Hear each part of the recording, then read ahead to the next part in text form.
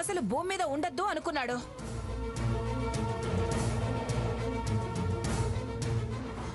మేం మీకు అన్యాయం జరగనిస్తావా అంటున్నాడు. ఏం న్యాయం చేస్తారు?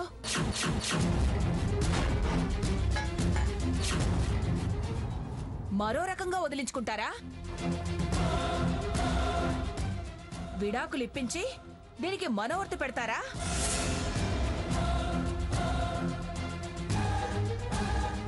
స్వర్ణ ఈ హంతకుణ్ణి నమ్మి రాదు.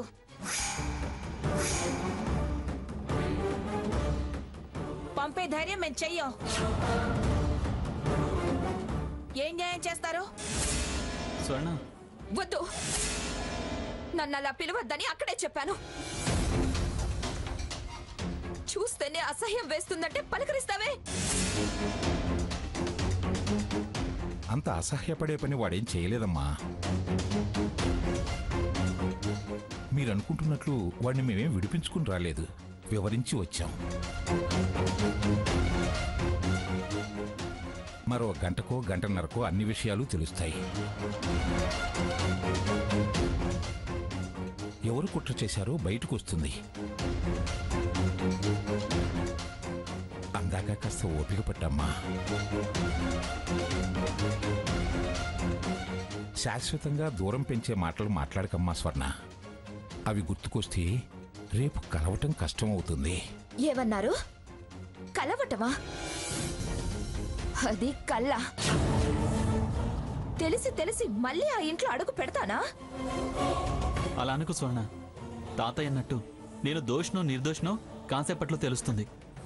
ఇంటికి వెళ్దాం రా స్వర్ణ. కాటికైనా ఇష్టంగా వెళ్తాను కానీ కష్టంగా ఆ ఇంటికి మాత్రం రాను.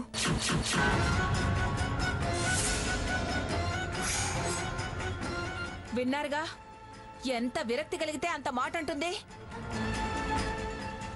అలాంటిది పిలిస్తే వస్తుందా? అది అలాంటి అభిప్రాయాన్ని ఏర్పరచుకుందమ్మా, అందుకే అలా మాట్లాడుతుంది. అవతలి వాళ్ల మాటల్ని బట్టి చేతల్ని బట్టి అభిప్రాయాలు ఏర్పడతాయి.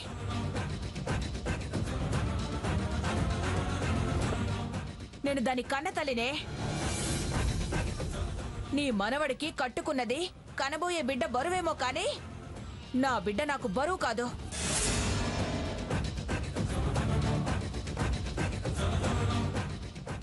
అది రాదు, నేను పంపను. వెళ్ళండి. అత్తయ్య గారు వద్దు, అలా పిలవకు. ఆ పిలుపు పిలిచే అర్హత నీకు లేదు. ఏనాడైనా అలా పిలిచావా?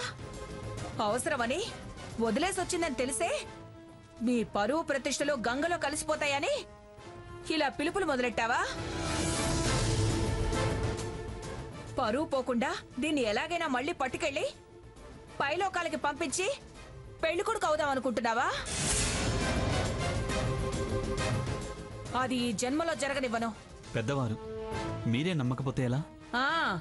మా పెద్దతనం ఇప్పుడు గుర్తొచ్చిందా?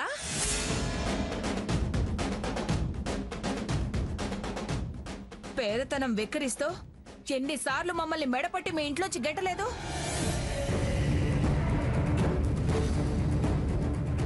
ఇంత జరిగినా మేం మీలా సంస్కారం లేని వాళ్ళం కాదు కాబట్టి నిలబడగలుగుతున్నాం.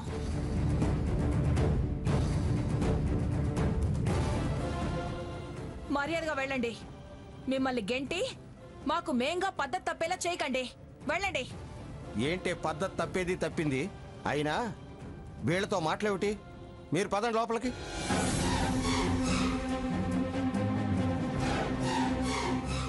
పిల్లలు ఎలా ఉన్నా పెద్దవాళ్ళు మీరున్నారు, సర్ది చెప్పి కాపురం చక్కదిద్దుతారని మీరు నమ్మితే మీరింత బుద్ధి తక్కువగా ప్రవర్తిస్తారనుకోలేదు. దీని ప్రాణం తీసేదాకా వస్తారనుకోలేదు.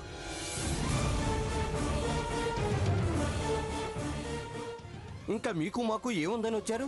రామచంద్రయ్య, నువ్వు వాళ్ళలాగే ఆవేశపడితే ఎలాగయ్యా? అది నేను దీని కన్న తల్లిదండ్రులం. మా బిడ్డ బతుకు బుక్కి చేయాలని చూస్తే ఇద్దరం ఒకేలా స్పందిస్తాం.